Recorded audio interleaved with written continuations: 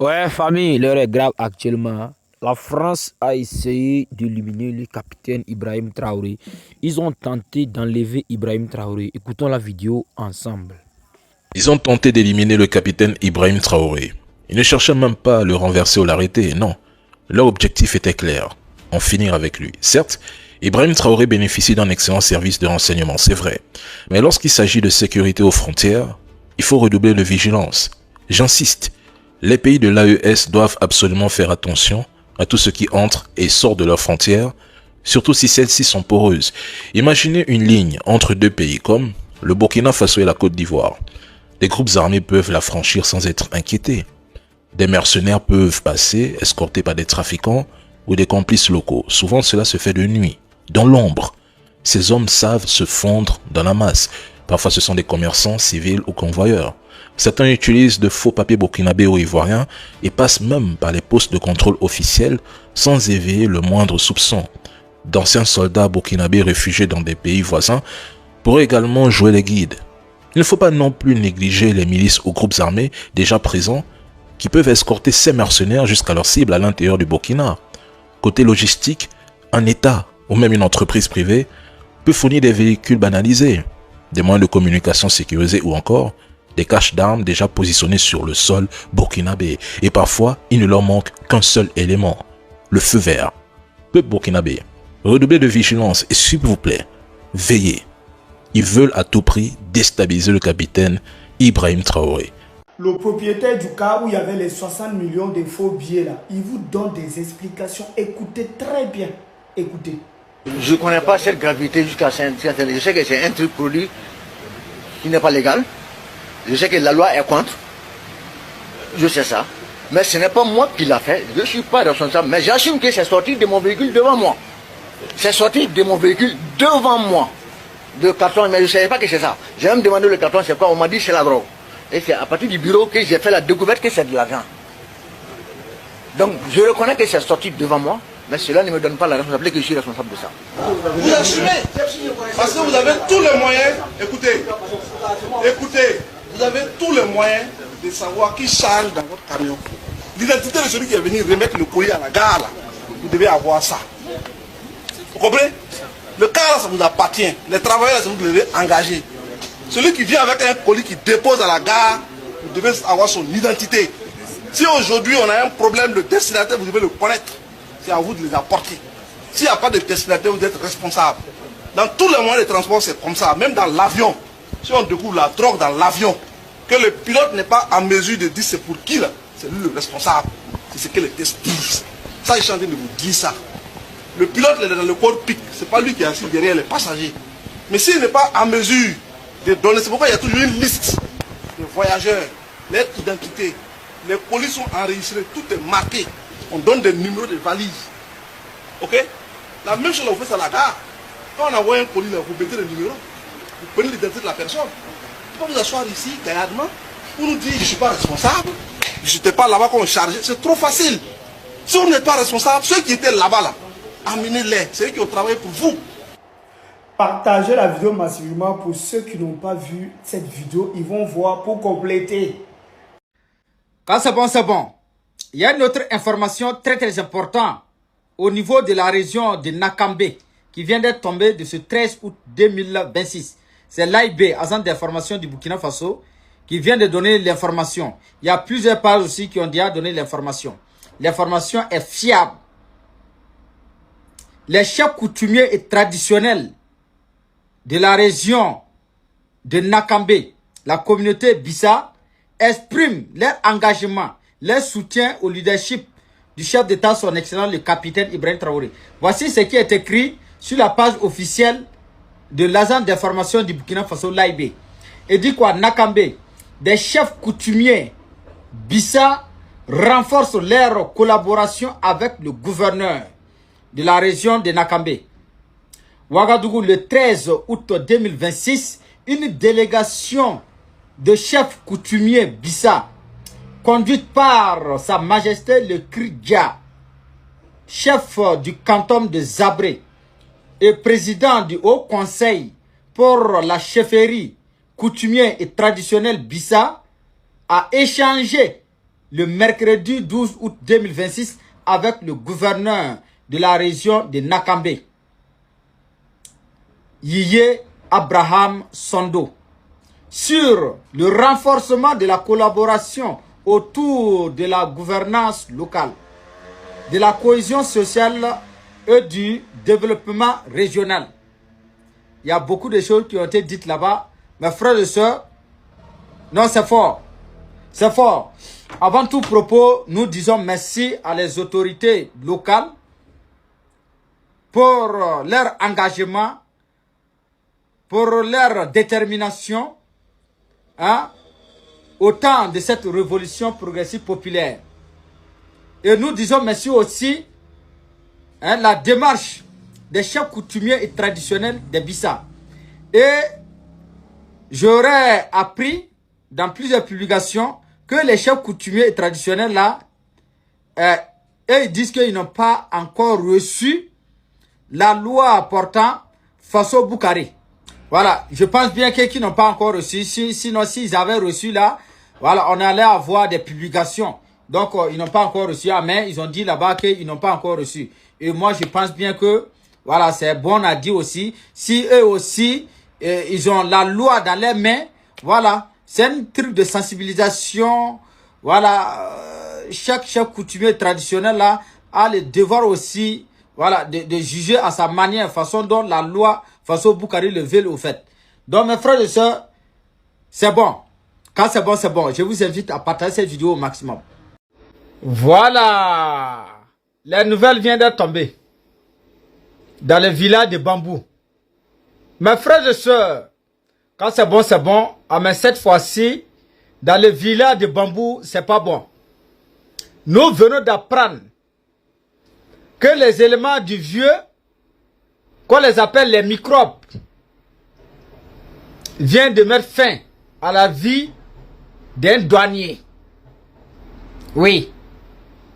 Nous venons d'apprendre que les éléments du vieux là, ceux-là qui les a créés pour qu'ils puissent agresser les citoyens lambda là, on les appelle les microbes. Tantôt, on dit ce sont les syndicats. Ils viennent de mettre fin à la vie d'un douanier. Ça veut dire que dans le village de Bambou, il y a des gens qui ne travaillent pas dans l'État, mais qui sont permis à tout. Voilà. Ils sont permis à tout. Ils ne travaillent pas dans l'État. Mais eux là, ils imposent les lois à les citoyens lambda. Souvent même là, ils imposent les lois à ceux-là qui travaillent dans les fonctions publiques. Dans le village Bambou, un douanier vient d'être déjà par les éléments du président du village Bambou de ce 13 août 2026. Vous voyez ça qui est là. Ah, il faut croire. Famille, Wallahi Bilay, Draman est en mission. Oui, oui, Draman est venu en mission pour déstabiliser la Côte d'Ivoire, pour nous anéantir, pour nous appauvrir. C'est pas un débat. Aujourd'hui, là, si tu vois que tu n'arrives plus à manger poisson, ou bien que tu vois que poisson est cher, c'est à cause des Draman. C'est pas un débat. Il dit, hein, bipez tous ceux qui sont dans le gouvernement de Côte d'Ivoire, là. Begre Mambé, Téné Brahima, Sansan Kambile, quoi, bipez-les tous, Amadou Koulibaly, bipez tous ceux qui sont dans ce gouvernement-là, ils vont venir écouter cette vidéo-là. Donc, c'est votre mission qui est là. C'est votre mission-là qui est là. Famille, écoutez la vidéo encore. Je sais que vous l'avez vu sur ma page. Mais écoutez, puis partagez-les, il faut les biper. Les bêtes qui sont là, toujours en train de taguer PLCC ou bien quoi, bêtes, tic-tic. Partagez ça dans tous les coins. Famille. Au Parlement européen, on nous demande ceci. Valider un budget de 3 millions d'euros. Pourquoi faire? Pour permettre à des navires européens de piller les ressources marines de la Côte d'Ivoire. Et ceci au prétexte avancé d'une pêche soi-disant durable. C'est faux. Totalement faux. La vérité, la voilà. Cet argent européen ne profitera pas aux populations locales, bien au contraire. Ce pillage de leurs lieux de pêche va aggraver la pauvreté sur place et pousser encore et toujours plus de personnes désœuvrées à immigrer en Europe. Désolée, mais je refuse catégoriquement que l'argent des Européens finance cette injustice. Je voterai donc contre ce projet totalement irresponsable. Protégeons les Ivoiriens chez eux et protégeons nos frontières chez nous. Vous avez entendu. Vous avez très bien entendu. Dramane est venu pour nous anéantir. Dramane est venu pour gâter la Côte d'Ivoire. Et c'est la même chose, son petit frère veut continuer. Ils veulent perpétuer le travail. Oui, le travail de Dramane, il veut perpétuer. Comment se fait-il que un pays où des gens peinent à avoir du poisson, tu vas signer un accord seulement de 2 milliards pour que ces gens-là, l'Union européenne, c'est-à-dire tous, ils viennent pêcher dans nos eaux pendant 4 ans, seulement 2 milliards. Cette femme a dit non à ça. Elle a dit non. Mais malgré ça, nos dirigeants ont signé ça depuis combien l'année passée. Oui, oui. Voici que la vidéo a pété. L'objectif principal, c'est quoi? C'est de nous anéantir, de nous appauvrir sur nos propres territoires, sur tous les plans. Pour que nous, on cherche toujours à aller vers l'Occident, afin qu'on reste toujours esclaves et qu'ils continuent de piller nos eaux. C'est ça leur objectif. C'est ça l'objectif de Dramane. C'est pourquoi depuis, vous voyez là, d'abord, sa première mission en Côte d'Ivoire, il a privatisé toutes les entreprises que le père Houphouët-Boigny a créées. Toutes les entreprises, il les a privatisées. Aujourd'hui, on nous fait croire que non, les Ivoiriens n'ont pas d'entreprise. Pourtant, on avait des entreprises. Avant, en 90, on avait plusieurs entreprises, plusieurs sociétés. Mais lui, quand il est arrivé, d'après lui, il va redresser l'économie de Côte d'Ivoire. Il a privatisé toutes ces entreprises-là. Oui, oui. Aujourd'hui, on dit que non, on n'a pas d'entreprise. Parce que c'est lui qui est à la base de toutes ces méchancetés. Oui, oui, c'est lui, Dramane. C'est lui, Dramane.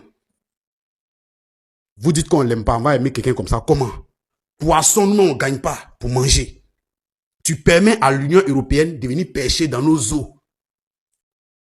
De la même façon, avant qu'on a découvert le pétrole, tu viens augmenter le prix du carburant. Jour et nuit, c'est les Ivoiriens qui pleurent. Ils empêchent les Ivoiriens de créer des sociétés. Des sociétés, afin que l'Ivoirien puisse avoir du boulot dans son pays. Non, ils veulent pas ça. Parce que si on a du boulot ici, là, qui va faire les sales boulots. Si on a boulot chez nous, on va les empêcher de piller nos ressources. Vous voyez un peu. C'est vraiment le véritable problème dans ce pays-là. Il dit, faites ce que vous avez à faire. Si vous voulez venir me chercher, c'est votre problème. Mais c'est la vérité, on va vous dire jour et nuit. Ce gouvernement, en passant par Begré Mambé, Téné Brahima, celui-là même qui a envie de le succéder, il dit, dites tout ce que vous voulez, c'est votre problème. Vous êtes méchants au point même que vous ne voyez même pas comment les Ivoiriens souffrent. Oui. Sansan Kambilé, ministre de la Justice, ce procureur voyou qui ne fait que dire des bêtises jour et nuit. Tu n'entends pas cette vidéo-là, tu n'entends pas.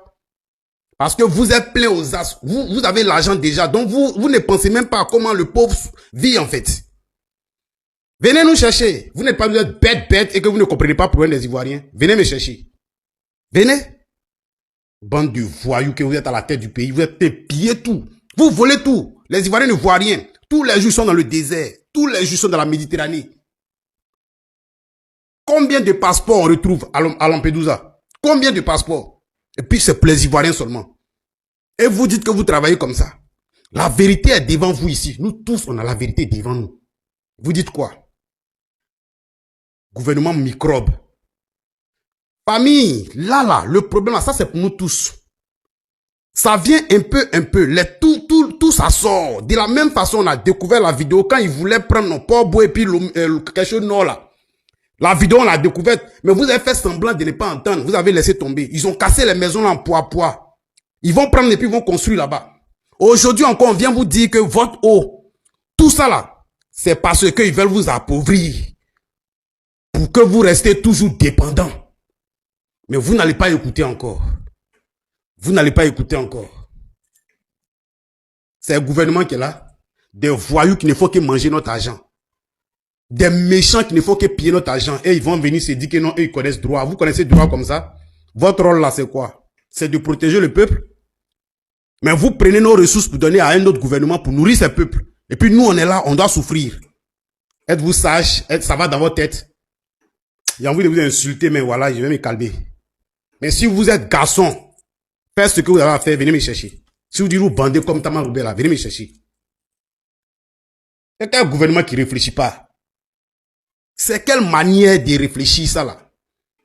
Vos populations sont en train de souffrir jour et nuit. Vous ne les voyez pas. C'est quoi? C'est quoi le souci? C'est quoi le projet avec vous au juste? Ils ont enlevé votre cervelle là ou bien ils ont fait quoi au juste? Parce que vous bouffez l'argent du contribuable. Nous, notre propre argent, vous bouffez parce que vous bouffez là. Donc là, nous là, on doit vivre dans la misère, c'est ça? Honnêtement, dites-nous. Parce que vous ne payez pas carburant, vous augmentez le prix du carburant. Parce que vous n'achetez rien. On vous donne l'argent même gratuitement. Donc, c'est nous qui devons souffrir à la fin. Hein? Il a dit, hein, partager la vidéo là, ils vont recevoir. Ils n'ont qu'à faire ce qu'ils ont envie de faire. Venez me chercher. Vous êtes nuls à chier. Gouvernement de merde. Toujours en train de prendre crédit à cause de ça là. Tu signes contrat. C'est-à-dire que tu signes un accord de pêche. Un accord de pêche avec l'Union européenne. Toute l'Union européenne a seulement 2 milliards de francs CFA. Pour que ces gens ça viennent pêcher dans nos eaux pendant 4 ans. Pourtant, le Gabon a refusé 17 milliards. Pour que ces gens ça pêchent dans les eaux. 17 milliards pour 1 an. Ils ont refusé. Mais vous avez la capacité d'accepter ces miettes 2 milliards qu'on pêche dans nos eaux jour et nuit. Pourquoi vous êtes méchants comme ça? Pourquoi vous êtes méchants comme ça? Et ça vous a dit que nous, quoi? Bâtard de procureur là, faut venir. Viens. Vous ne réfléchissez pas. Bonjour. Que Dieu vous bénisse. Je suis votre serviteur, le prophète ambassadeur. Alors, chaque fois que vous verrez ma tête, je viendrai juste pour signaler des injustices en tant que pasteur, en tant qu'homme de Dieu. Alors, j'ai constaté l'arrestation brutale d'un homme de Dieu qui dormait paisiblement la nuit dans sa maison. Et nuitamment, il y a des personnes encagoulées qui sont allées casser sa maison et l'enlever. Pourquoi? Parce que ce monsieur que vous voyez, le pasteur David, que je ne connais ni d'Adam ni d'Ève, je ne l'ai jamais vu, mais je l'ai suivi sur les réseaux sociaux, s'est réjoui de la mort du colonel Foffier. Pour ceux qui ne connaissent pas le colonel Foffier, c'était un chef de guerre qui était à Korogo, dans la crise post-électorale qui a endeuillé la Côte d'Ivoire. Le colonel Foffier, pour d'autres, c'est un bon père, un bon ami, un bon mari, un bon frère, une bonne personne d'une bonne famille. Mais quand vous irez interroger certains sur Foffier, je ne sais pas ce qu'ils vont vous dire, mais je crois que ce qu'ils vont vous dire ne vous plaira pas. Il est héros pour certains, mais pour d'autres, si vous demandez qui est Foffier, je ne crois pas que vous serez prêts à supporter le témoignage qu'ils vont vous dire. Des gens ont le ressentiment dans le cœur. Vous pensez que la Côte d'Ivoire est réunie, vous pensez que la Côte d'Ivoire est réunifiée, vous pensez qu'il y a la réconciliation en Côte d'Ivoire. C'est parce que vous refusez d'ouvrir les yeux, vous faites la politique de l'autruche. C'est le problème, c'est de ça que nous autres on parle. Le pasteur que vous voyez qui s'est exprimé là, c'est ce que des millions de personnes en Côte d'Ivoire ont envie de dire, mais ils ne peuvent pas dire, parce que c'est les actes de barbarie comme ça qui les attendent. Voici pourquoi les gens se taisent. La Côte d'Ivoire est sur une bombe à retardement, c'est ce qu'on essaie de vous faire comprendre. Juris Blessing, je vous ai vu intervenir sur la sortie du pasteur Wilfried. Vous avez dit non, est-ce qu'il a ses papiers, est-ce que... Là n'est pas la question. Le problème qui était posé, le monsieur s'est réjoui de la mort de monsieur Foffier. La question de savoir, est-ce que dans l'article ou dans le code pénal de la Côte d'Ivoire, est-ce que se réjouir de la mort de quelqu'un est une pénalité? Ou est une infraction? Voici ce qu'on veut savoir. Qu'il ait des papiers, qu'il n'ait pas des papiers administratifs, là n'est pas le problème. Mais il s'est réjoui. Vous savez pourquoi il s'est réjoui? Est-ce que vous savez pourquoi il s'est réjoui? Est-ce que vous vous êtes posé la question, est-ce qu'on peut se réjouir de la mort de quelqu'un? Là où il peut avoir un problème de trouble, au lieu de venir justifier les justifiables, ce que vous faites n'est pas bien. Foffier n'est pas un exemple pour d'autres personnes. Comme nous, comme le pasteur, comme des millions de personnes. Vous ne savez pas ce que Foffier a fait dans sa vie. C'est parce que les gens n'ont pas le pouvoir. Il y a d'autres même qui auraient souhaité que ce soit eux qui lui auraient ôté la vie. Il faut faire très attention à ce que vous faites. Suivez cette vidéo-là, je ne vais pas aller loin. Seigneur Jésus-Christ, Ibrahim Traoré, président du Burkina Faso, est devenu un obstacle pour la Côte d'Ivoire. Seigneur, avant la fin de ce mois de septembre, que son pouvoir tombe et qu'il soit renversé, afin que le peuple burkinabé soit libéré d'un voleur, d'un manipulateur et d'un marmailleur. Seigneur, Ibrahim Traoré, enfant ingrat, petit maudit, ne reconnaît pas ce qu'Alassane Ouattara a fait pour les Burkinabés. Aujourd'hui en Côte d'Ivoire, on ne peut plus parler mal d'un Burkinabé. Aujourd'hui en Côte d'Ivoire, si tu dis à quelqu'un tu es un étranger, on t'envoie en prison. Et c'est un gamin de 37 ans, un petit voyou. On enlève 15 ans de son âge. Lui connaît quoi de l'histoire de la Côte d'Ivoire? C'est lui qui a fait. Ils ont fait ce lieutenant Bawa devant moi. Je n'ai pas dit quelqu'un. Et aujourd'hui, ma famille est décédée. Mais moi, j'ai insisté pour parler sur votre panel. Pour dire aux gens qui sont sur ce panel, qui m'ont avec le procureur, de leur dire que moi, ma petite soeur qui l'a fait tuer là, ça va pas rester cadeau. Qu'on lui dise ça, qu'on lui envoie ce message. Qu'on lui envoie ce message, parce que le jour que ce pouvoir qu'il soutient va tomber, je serai celui qui va le chercher dans tout Abidjan. Je vais le chercher partout. Lui, comme le procureur, je vais le trouver. Parce que j'ai besoin de lui. Il faut qu'il me dise pourquoi est-ce qu'il a fait assassiner ma petite sœur. Je ne vais pas laisser ça. Je ne laisserai pas ça aujourd'hui ni demain. Le procureur, vraiment, je vous dis que je tiens à lui. Dans tous les gouvernements là, qu'on lui envoie mon message pour lui dire que son premier ennemi qui le cherche, c'est moi. Parce que j'ai besoin de lui. Je ne vais pas laisser la mode. Aujourd'hui, il est à l'aise. Il rit, il peut faire ce qu'il veut.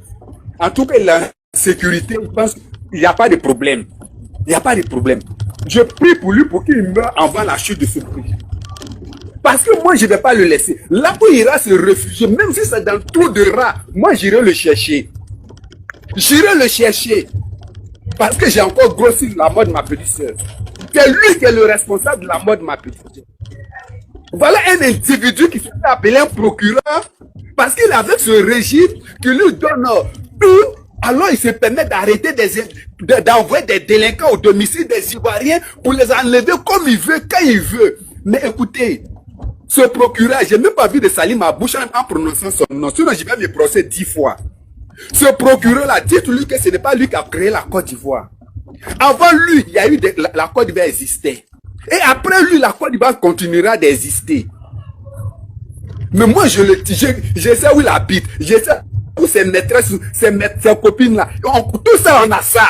On a ça. On a ça. Mais on attend, quand ça va tomber, il va me voir face to face.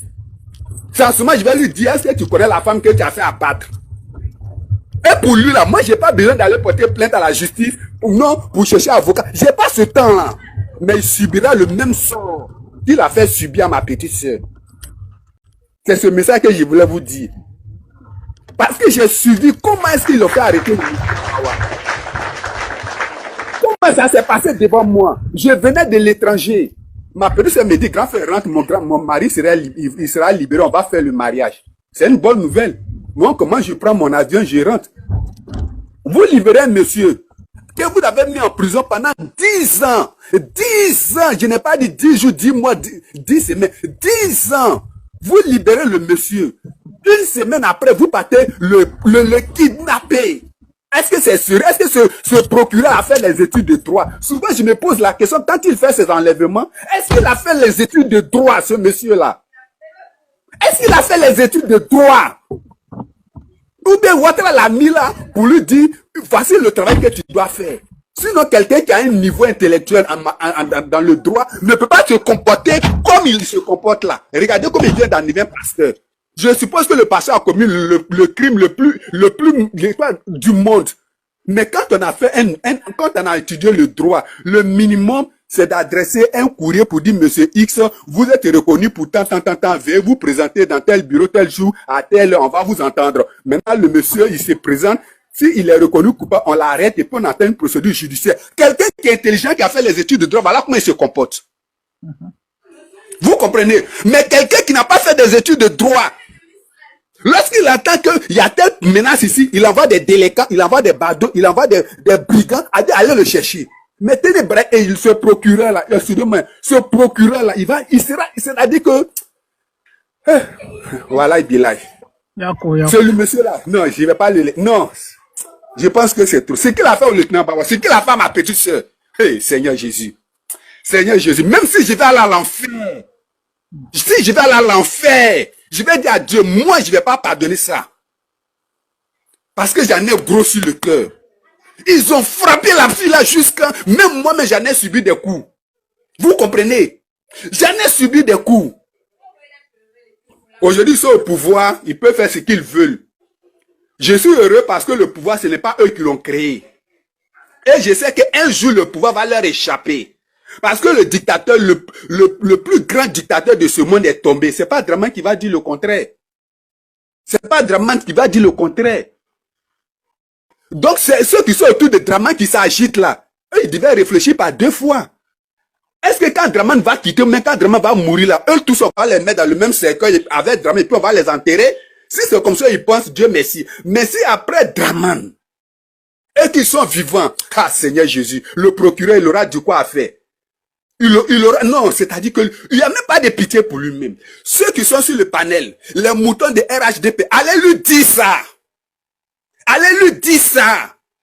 Ah, la femme que tu as fait tuer, la femme du lieutenant Bawa, son frère dit qu'il te connaît. Il sait où tu habites. Il sait où tes maîtresses sont. Il a des informations sur toi. Le jour que ce pouvoir va tomber là, il n'y a pas de justice pour toi. Que lui là, tu seras son premier ennemi. Que tu vas lui rendre compte. Parce que tu as fait abattre ma petite soeur. Il a sa famille aussi. Parce qu'on ne se comporte pas comme ça dans un pays. Écoutez, ce pays-là, ce n'est pas pour vous seul. Ce n'est pas pour vous seul. Si vous constatez qu'il y a des individus qui en veulent à votre pouvoir, mais il y a la procédure pour les arrêter, vous n'allez pas débarquer dans le domicile des gens. Vous n'allez pas débarquer au domicile des gens pour aller déranger, pour aller déranger les quiétudes. Pour qui vous prenez-vous? Pour qui vous prenez-vous, monsieur le procureur? Allez lui dire, votre panel là, je crois qu'il y a plus de 500 personnes. Et je sais qu'il y a au moins 100 militants de leur candidat. Allez lui passer ce message. C'est pour ça que j'insistais pour que je puisse passer. Parce que nous, on ne va pas laisser ça. Je ne suis pas militaire. Moi, je suis qu'un simple civil. Je ne vis pas en Côte d'Ivoire. Mais depuis cette situation s'est passée, je suis en Côte d'Ivoire. Je ne me cache pas. Peut-être que quand ils vont voir mon message, ils vont venir me prendre. Mais moi, si vous me mettez en premier, si vous me tuez, vous n'avez rien fait. Parce que vous avez déjà enlevé une grande partie de moi. Moi, c'est ma petite soeur, même père. Mais quand j'ai laissé le sien, c'est elle qui a pris. Elle n'a jamais fait la politique. Elle n'a jamais été au meeting d'un parti politique. Elle n'a jamais fait une réunion de politique. Mais vous venez prendre son mari après avoir passé 10 ans dans votre main. La femme, elle est en train de jouer les comptables. Vous venez, vous la prenez, vous la bastonnez. Jusqu'à ce que 2 mois après, mort s'en suive. Procureur, est-ce qu'on peut se comporter comme ça? Est-ce qu'on peut se comporter comme ça? Mais pour toi, là, il n'y aura pas de justice. Toi, il n'y aura pas de justice pour toi. Si tu m'entends, retiens bien ces paroles. Note ton nom. Moi, c'est Baye Jacques. Parce que